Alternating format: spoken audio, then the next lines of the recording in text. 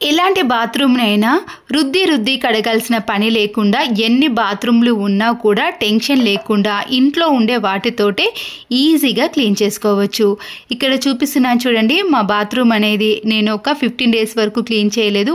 అయినా ఈ తెల్లటి మరకలనేవి అస్సలకే పోతలేవండి. చాలాసార్లు హార్పిక్‌ని కానీ కొన్ని కెమికల్స్‌ని యూజ్ చేసి కూడా నేను క్లీన్ చేసుకున్నా కానీ మళ్ళీ తర్వాత లేదా కొన్ని రోజులకు ఇలా వైట్ మరకలనేవి వచ్చేస్తున్నాయి. బాత్రూమ్ డోర్ పైన కూడా వేడి నీళ్ళు అలాగే సోప్ మరకలు పడి ఇలా తెల్లగా తయారయ్యాయండి.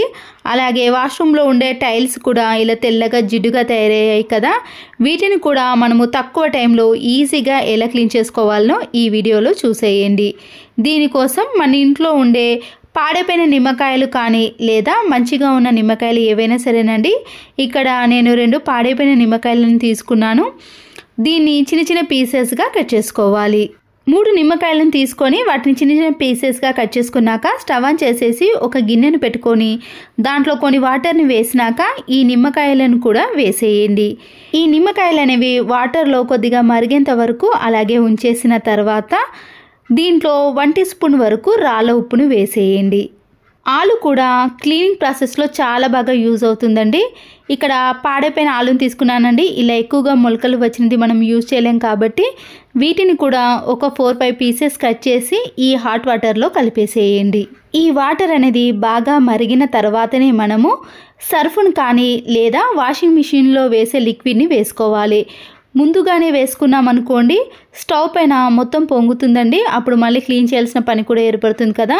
మనము మీడియం ఫ్లేమ్లో కానీ లో ఫ్లేమ్లో పెట్టుకొని ఈ వాషింగ్ మిషన్ లిక్విడ్ని వేసినాక ఒక 2-3 మినిట్స్ పాటు మాత్రమే వేడి చేయండి. సర్ఫ్ కానీ లేదా వంట సోడా ఏది వేసినా కూడా హై ఫ్లేమ్లో పెట్టకూడదండి. లో ఫ్లేమ్ కానీ మీడియం ఫ్లేమ్లో పెట్టి ఇలా వేడి చేసిన తర్వాత 2-3 పొంగులు వచ్చినాకనే స్టవ్ని ఆఫ్ చేసుకోవాలి. ఈ హాట్ వాటర్లో ఉన్న నిమ్మకాయలు కానీ లేదా ఆలు ఉంది కదండి, అవి ఏవి రాకుండా మనము ఇలా మగ్గులోకి కొన్ని హాట్ వాటర్ని మాత్రమే వేసుకోండి. మిగిలిన వాటర్ని నేను బకెట్లోకి వేసుకున్నానండి. తర్వాత వీటిని కూడా మనం యూజ్ చేసుకోవచ్చు. ఇలా ముందుగా తీసుకున్న ఈ హాట్ వాటర్ని ఎక్కడైతే తెల్ల మరకలు ఎక్కువగా ఉన్నాయో ఆ ప్లేస్లో వేసేయండి. ఇలా వాష్రూమ్ మొత్తం కూడా ఈ వాటర్ని చల్లిన తర్వాత ఒక 5 మినిట్స్ పాటు బాత్రూమ్ని అలాగే ఉంచేసేయండి. తర్వాతనే మనము బ్రష్ కానీ లేదా వైపర్ని పెట్టి క్లీన్ చేసుకోవాలి. ఎక్కువగా రుద్దాల్సిన పని కూడా ఉండదండి. ఈ మరకలు అనేవి ఈజీగా తొలగిపోతాయి. నేనైతే ఈ వాటర్ని వాష్రూమ్ డోర్ పైన అలాగే సోప్ పెట్టే బాక్స్ ఉంటుంది కదండి వాటిపైన ట్యాప్స్ పైన కూడా వీటన్నిటిని కూడా వేసిన తర్వాత ఒక 5 మినిట్స్ పాటు రెస్ట్ ఇచ్చేసేయండి. 5 నిమిషాల తర్వాత నేను ఇక్కడ వైపర్ స్టిక్ని తీసుకొని క్లీన్ చేసుకుంటున్నానండి. మీరు కావాలంటే బ్రష్ని కానీ చీపురుని కానీ యూజ్ చేసుకోవచ్చు. వైపర్ స్టిక్తో అయితే ఈజీగా క్లీన్ అయిపోతుందండి. పదే రుద్దాల్సిన పని కూడా ఉండదండి. చాలా ఈజీగా క్లీన్ చేసుకోవాలంటే వైపర్ స్టిక్తో కూడా క్లీన్ చేసుకోవచ్చు. హార్పిక్ని కానీ ఏవైనా కెమికల్స్ని యూజ్ చేసినప్పుడు మనము చేతులతో రుద్దే బదులు ఇలా వైపర్ స్టిక్తో కూడా క్లీన్ చేసుకోవచ్చండి. మన చేతికి అంటుకోకుండా ఎలాంటి మరకలు అనేవి లేకుండా నీట్గా క్లీన్ చేసుకోవచ్చు. వాష్రూమ్ టైల్స్కి కూడా ఈ వైపర్ స్టిక్ తోటే క్లీన్ చేసుకోవచ్చండి. మీరు కావాలనుకుంటే కొద్దిగా లైజాల్ని వేసి కూడా ఈ టైల్స్ని క్లీన్ చేసుకున్నా కూడా మంచి సువాసన అనేది వస్తుంది. వాష్రూమ్ని క్లీన్ చేసుకునేటప్పుడు గ్లౌజులు కానీ స్లిప్పర్లు కానీ ఏవి వేయాల్సిన అవసరం లేదండి. ఎలాంటి కెమికల్స్ని వాడకుండా ఇలా సింపుల్ పద్ధతిలో మనము క్లీన్ చేసుకోవచ్చు.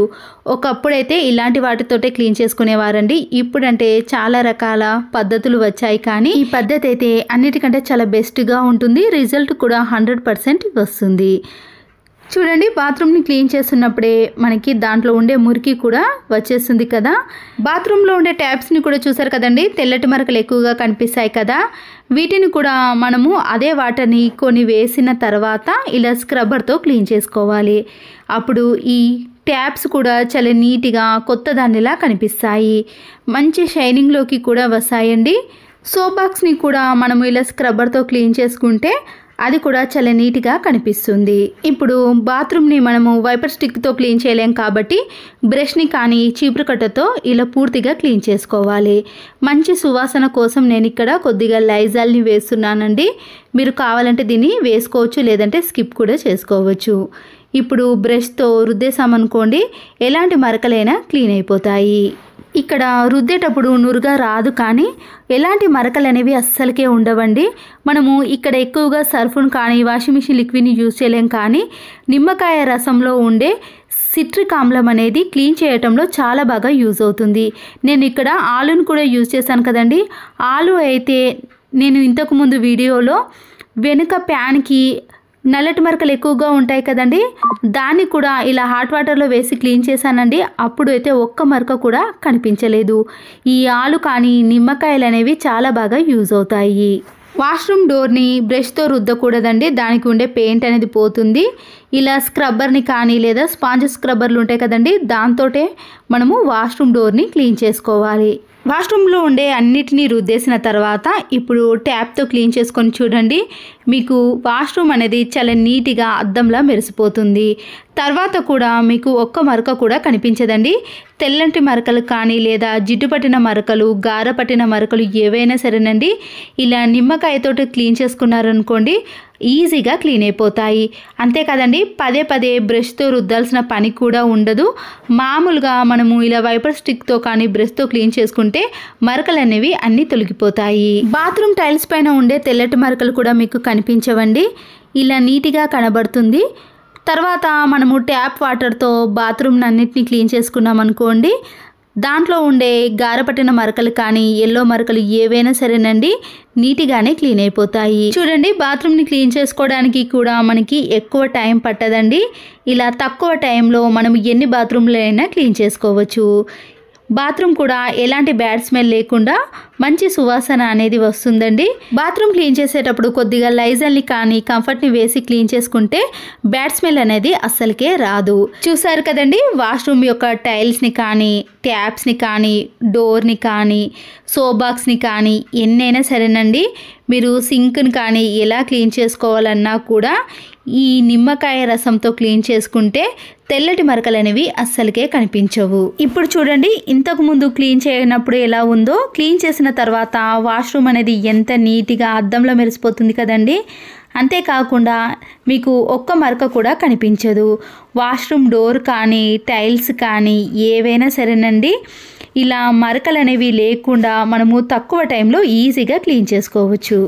కొన్ని వాష్రూమ్లో గారపట్టిన ఎల్లో మరకలు కూడా ఉంటాయి కదండి, వాటికి కూడా ఇదే పద్ధతిలో క్లీన్ చేసుకోవాలి. నేను ఈ వాటర్ని కొన్ని ఈ వాష్రూమ్లో వేసి ఇలా బ్రష్తో రుద్దేశాను. ఇక్కడ ఎల్లో గారపట్టిన మరకలు కూడా మీకు అస్సలకే కనిపించవండి. ఇలా ఇంట్లో ఎన్ని బాత్రూమ్లు ఉన్నా సరేనండి, టెన్షన్ లేకుండా 5 నిమిషాలలో మనము వాష్రూమ్ని క్లీన్ చేసుకోవచ్చు. ఇలాంటి వాటి కోసం కెమికల్స్ని యూజ్ చేయడం కంటే మన ఇంట్లో ఉండే వాటితోటే తక్కువ డబ్బులు ఖర్చు పెట్టి లేదా పాడైపోయిన వాటితోటే కూడా క్లీన్ చేసుకున్నా కూడా మనకి పైసా ఖర్చు లేకుండా వాష్రూమ్ని ఇలా సింపుల్గా క్లీన్ చేసుకోవచ్చు. ఇక్కడ నేను తక్కువ టైంలో ఇంట్లో ఉండే 2 బాత్రూమ్లను కూడా వెంటనే క్లీన్ చేసుకొని చూపిస్తున్నానండి. వీడియో లెంతీ అవుతుందని ఇలా క్లీన్ అయిన తర్వాతనే మీకు ఈ వాష్రూమ్ని చూపిస్తున్నాను. ఇక్కడ కూడా గారపట్టిన మరకలు ఎక్కువగా ఉండేనండి, వాటిని కూడా ఇలా సింపుల్ పద్ధతిలోనే క్లీన్ చేసుకున్నాను. వాష్ బేసిన్ కానీ సింక్ కానీ ఏవైనా సరేనండి నీట్గానే క్లీన్ అయిపోయాయి. వాష్రూమ్ని మనము ఎప్పుడు కూడా క్లీన్ చేయకుండా మంచి సువాసన రావాలి అంటే మాస్క్ని కానీ లేదా ఏదైనా చినిగిపోయిన సాక్స్ ఉంటుంది కదండి, దాన్నైనా తీసుకోవచ్చు. ఇలా మాస్క్ యొక్క పై భాగాన్ని కట్ చేసి ఓపెన్ చేసిన తర్వాత ప్లేట్ని తీసుకోండి. అయితే మాస్క్ని కట్ చేసేటప్పుడు ఒక సైడ్ మాత్రమే కట్ చేయాలండి, మిగతా సైడ్ అలాగే ఉంచేసేయాలి. మిగిలిపోయిన సోపులు కానీ లేదా బట్టల సోపులు ఉంటాయి కదండి, దాన్నైనా తీసుకోవచ్చు. ఇలా గ్రేటర్తో సన్నగా తురుముకోవాలి, లేదా చిన్న చిన్న సోప్ ముక్కలు ఉంటాయి కదండి, అదైనా పర్వాలేదు, వాటిని కూడా వేసేయచ్చు. వాష్రూమ్ అనేది ఎక్కువ రోజులు మంచి సువాసన రావాలి అంటే నేను ఇలా కొద్దిగా తురుముకున్నానండి. మిగిలిపోయిన సోప్ ముక్కలను కూడా వేసేసి 1 టీ స్పూన్ వరకు రాళ్ళ ఉప్పు ఉంటుంది కదా, దాన్ని కూడా వేసేయండి. వీటితో పాటు కొద్దిగా కోల్గేట్ పేస్ట్ని యాడ్ చేయండి. చివర్లో వాషింగ్ మిషన్లో వాడే లిక్విడ్ ఉంటుంది కదండి, లేదా హ్యాండ్ వాష్ లిక్విడ్ ఉంటుంది కదండి, దాన్నైనా తీసుకోవచ్చు. ఈ రెండిట్లో ఏదో ఒకటి కొద్దిగా మిక్స్ చేసేయండి. ఇవన్నీ వేయటం వలన వాష్రూమ్లో నుంచి బ్యాడ్ స్మెల్ అనేది అస్సలకే రాదండి. అంతేకాకుండా ప్రతిరోజు క్లీన్ చేయాల్సిన పని కూడా ఉండదు. వాష్రూమ్ అనేది దానంతటా అదే క్లీన్ అయిపోతుంది. మంచి సువాసన కూడా వస్తుంది. ఇప్పుడు వీటన్నిటిని కూడా మనము కట్ చేసుకున్న మాస్క్లోకి వేసుకోవాలి. ఇలా ఓపెన్ ఉంది కాబట్టి దీనికి ముందుగానే కట్ చేసిన థ్రెడ్స్ ఉన్నాయి కదండి, దాన్ని ఇలా ఓపెన్ చేసిన దానికి క్లోజ్ చేసేయండి. ఈ నాడలతో క్లోజ్ చేసినాక గట్టిగా ఇలా ముడివేసిన తర్వాత వాష్రూమ్లో ఉండే ఫ్లష్ ట్యాంకులో వేసేయండి. ఈ ఫ్లష్ ట్యాంకులో ఈ మాస్క్ అనేది కింద వాటర్కి తగిలే విధంగా వేయాలి, లేదా పూర్తిగా దాంట్లో వేసినా పర్వాలేదు. కోల్గేట్ పేస్ట్ని మనము లిక్విడ్ని వేయటం వలన వాష్రూమ్ అనేది దానంతట అదే క్లీన్ అయిపోతుంది. ప్రతిసారి ఫ్లష్ని ఆన్ చేసిన వెంటనే కూడా బాత్రూమ్ అనేది క్లీన్ అవటమే కాకుండా మంచి సువాసన అనేది వస్తుంది. ఇలా వాష్రూమ్ని మనము ఎన్నిసార్లు ఫ్లష్ని ఆన్ చేసినా కూడా ఇదే పద్ధతిలో క్లీన్ అయిపోతుంది.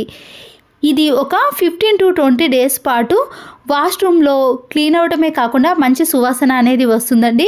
ప్రతిరోజు క్లీన్ చేయాల్సిన పని కూడా ఉండదు. ఈ వీడియో కానీ మీకు నచ్చినట్లయితే తప్పకుండా ఒక లైక్ చేసి మీ ఫ్రెండ్స్కి రిలేటివ్స్కి షేర్ చేయండి. మీరు చేసే ఒక్క లైక్ వల్ల ఇంకా కొంతమందికి ఈ వీడియో అనేది సజెస్ట్ అవుతుందండి. మరో వీడియోతో మళ్ళీ కలుద్దాం. Thanks for watching.